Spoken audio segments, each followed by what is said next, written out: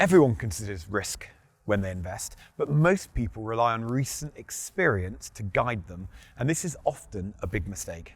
Today I'm going to talk about 3 areas with examples of mistakes that people make by relying on recent events. The first one is the danger of making big bets. The second is known risks that have been forgotten about, and the third is hidden risks within a portfolio. The temptation to take big bets in a portfolio is something I see all the time.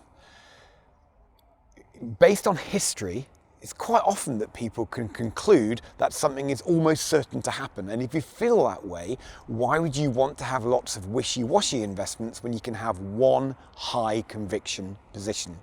It is nearly always a mistake because it misunderstands the nature of risk and what we know and what we don't know.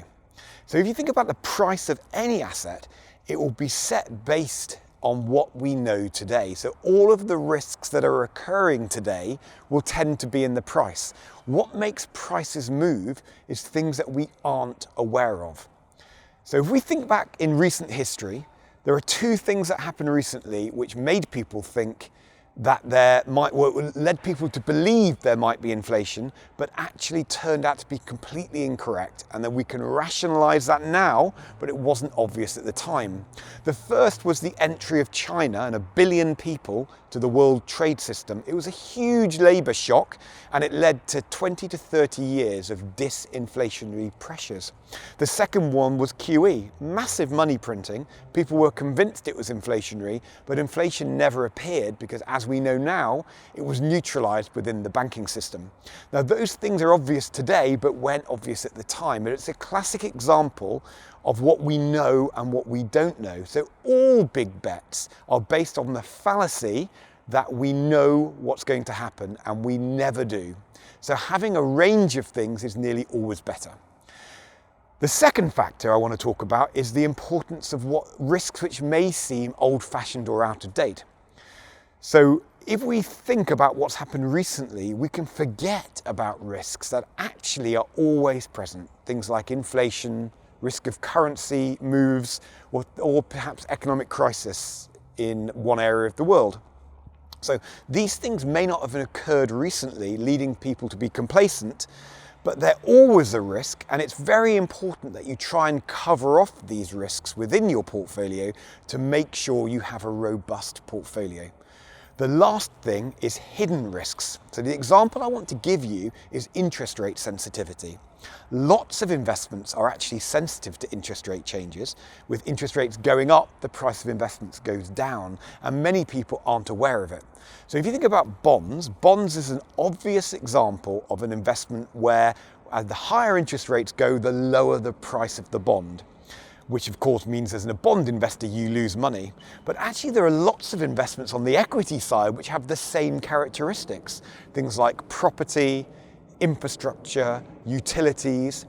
Now, an investor that was basing their decisions on what had happened in the recent history would have looked at these kind of investments and thought that they look great, low risk, high returns, what's not to like.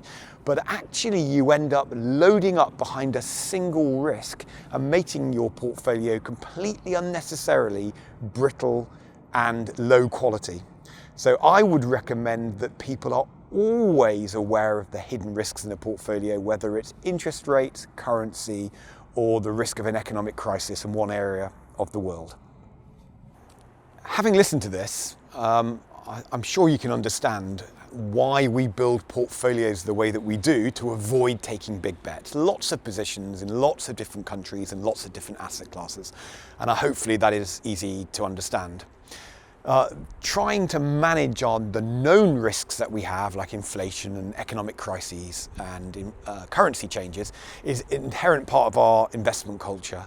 So we are regularly checking to try and make sure that we've covered off these events in case there is a surprise and one of them was to occur.